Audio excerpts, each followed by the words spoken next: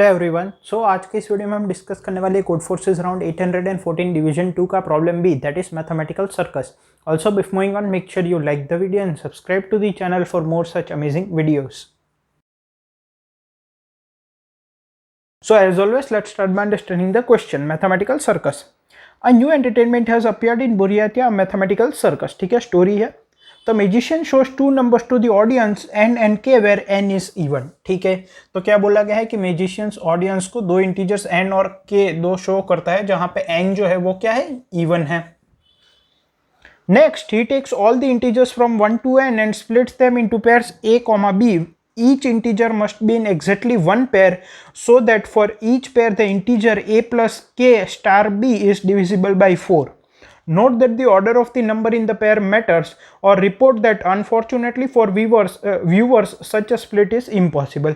ठीक है, क्या बोला गया है कि n और k दो दिया गया है। अब 1 से लेके n तक वो सभी नंबर्स को पेयर्स में स्प्लिट करता है a, b, जहां पे हर एक नंबर एग्जैक्टली एक पेयर में होगा। मतलब कि ये जो 1 से लेके n तक नंबर्स है उनकी मदद से हमें n/2 पेयर्स बनानी है और हर एक पेयर में दो इंटीजर्स होंगे a, b। ठीक है, मतलब कि ये सारे के सारे नंबर्स कवर हो जाने चाहिए, रिपीट नहीं होना चाहिए और हर एक इंटीजर एग्जैक्टली एक बार एक पेयर में आएगा। और हमें पेयर किस तरह से बनानी है, मतलब n/2 पेयर्स किस तरह से बनानी है, सच दैट कि a plus k into b, ये जो टर्म बनेगा for each pair this should be divisible by 4। ठीक है, तो ये डिविजिबल बाई 4 होना चाहिए। तो हमें बताना है कि अगर इस तरह की पेयर्स पॉसिबल है तो हमें ये पेयर्स डिस्प्ले करनी है n/2 pairs of these n integers. अगर नहीं पॉसिबल है तो उस तरह से आंसर रिटर्न करना होगा। आगे देखते हैं। Burenka really liked such performances, so she asked her friend Tonya to be a magician and also gave him the numbers n and k. Tonya is a wolf, and as you know, wolves do not perform in the circus even in a mathematical one. Therefore, he asks you to help. Let him know if suitable splitting into pairs is possible, and if possible, then tell it. ठीक है, सब story है और कुछ है नहीं। Input किस तरह से दिया गया है, इनपुट में सबसे पहली लाइन में है नंबर ऑफ टेस्ट केसेस। सभी टेस्ट केस में दो इंटीजर्स है n और k। ठीक है, आउटपुट में हमें क्या डिस्प्ले करना है, अगर हम ये जो n नंबर्स है वेयर n इज इवन, उनको n/2 पेयर्स में हम स्प्लिट कर सकते हैं सच दैट हर एक नंबर जो है वो एग्जैक्टली एक पेयर में अकर करे और हर एक पेयर के लिए ये फॉर्मूला ट्रू हो, मतलब a प्लस के इंटू बी जो है वो मॉड्यूलो फॉर 0 हो। तो हमें आउटपुट में पहले यस प्रिंट करना है और फिर नेक्स्ट n/2 लाइंस में वो पेयर्स डिस्प्ले करनी है a1 b1 a2 b2 and so on. ठीक है, और अगर नहीं पॉसिबल है तो सिंपली नो प्रिंट करना है, अगर इस तरह से डिविजिबल पॉसिबल नहीं है तो। ठीक है, आई होप क्वेश्चन क्लियर है। अब इसके कंसेप्ट पे मूव करते हैं। सो अब यहाँ पे अगर कंसेप्ट की बात करें तो जैसा कि हमें दो इंटीजर्स दिए गए हैं इनपुट में n और k। ठीक है, और हमें क्या बोला गया है कि n जो है वो इवन है और हमें 1 से लेके n तक जितने भी इंटीजर्स है 1 to n, ठीक है, इनको n/2 पेयर्स में डिवाइड करना है सच दैट, मान लो a, b के टर्म में मैं एक पेयर को रिप्रेजेंट करता हूं, तो सच दैट कि ये 1 से लेके n तक सारे इंटीजर्स एग्जैक्टली एक बार किसी एक पेयर में आए। बेसिकली 1 से लेके n तक सारे नंबर्स में से कोई रिपीट भी नहीं होना चाहिए और कोई रह भी नहीं जाना चाहिए। ठीक है, ये n इवन है तो n/2 पेयर्स एग्जैक्टली फॉर्म हो सकती है। और हमें क्या ध्यान रखना है कि for all pairs a, b a plus के इंटू बी मॉड्यूलो 4 0 होना चाहिए। ठीक है, ओके, तो एक बात समझो, अगर ये 0 होना चाहिए, ठीक है, तो इसको 0 करने के कितने तरीके हैं।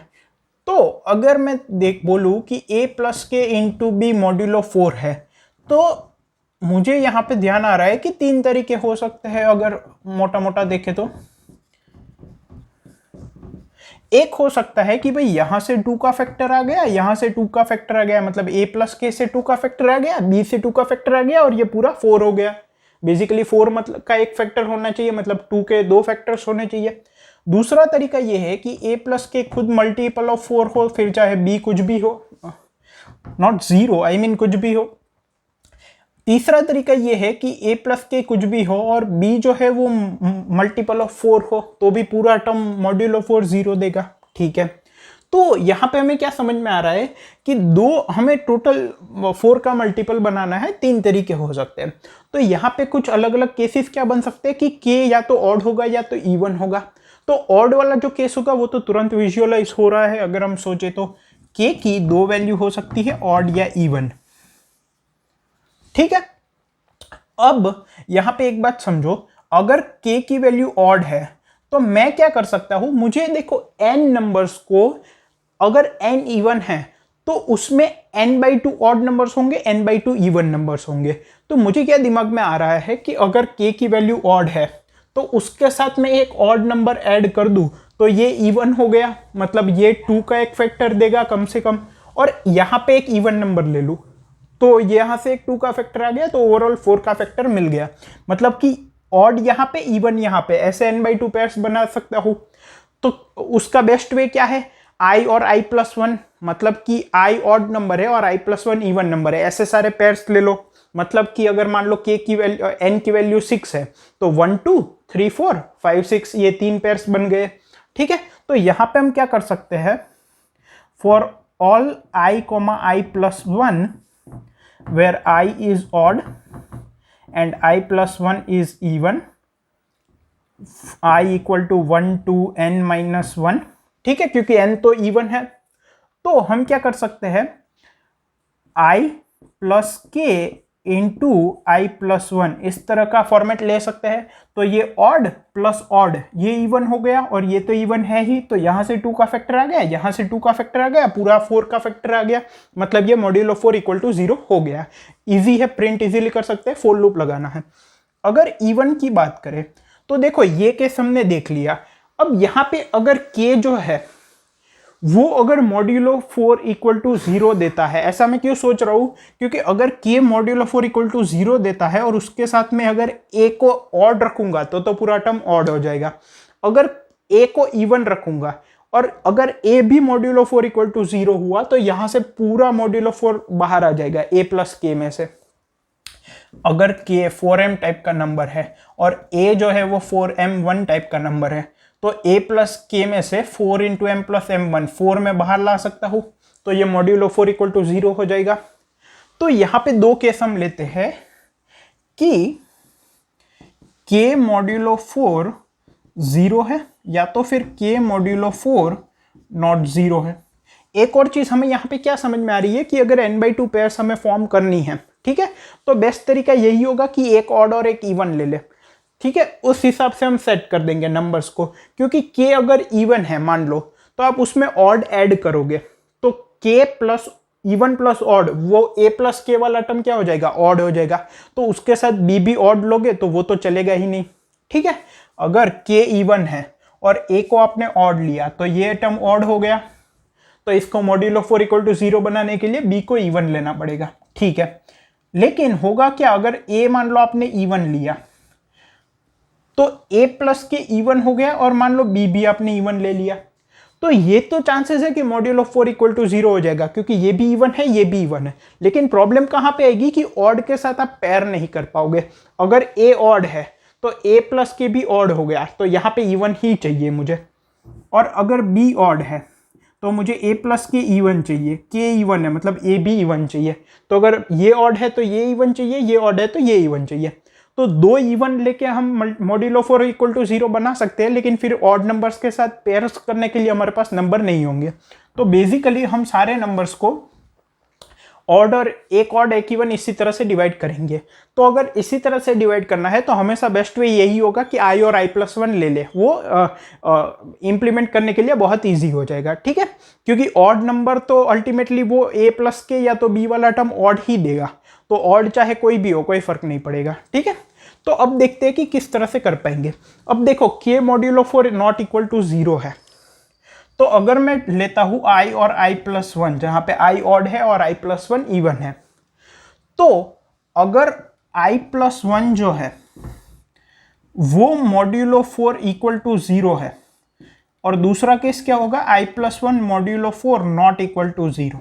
इस तरह से मैंने क्यों लिया, क्योंकि अगर i+1 मॉड्यूलो 4 इक्वल टू 0 है तो मैं i+1 को b की जगह सीधा रिप्लेस कर सकता हूं। ये 4 का मल्टीपल हो गया तो ये पूरा टर्म क्या हो जाएगा, मॉड्यूलो 4। तो इस तरह के टर्म्स में हमें क्या करना है, i प्लस के इंटू आई प्लस वन। तो ये ऑड टर्म होगा, इवन प्लस ऑड, बट ये मल्टीपल ऑफ 4 है तो हो गया।